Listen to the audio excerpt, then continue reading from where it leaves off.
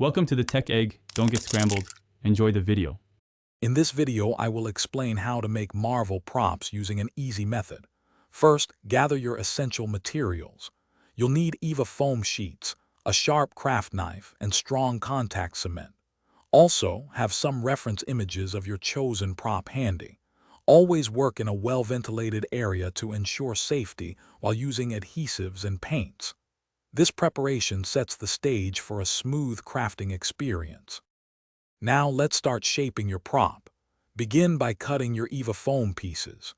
You can use printed templates or freehand your designs directly onto the foam.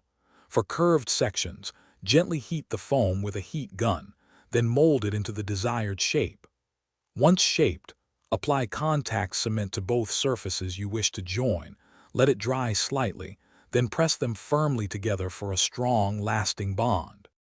With the basic shape complete, it's time to add those crucial details. Use your craft knife to carefully engrave lines, battle damage, or texture into the foam surface.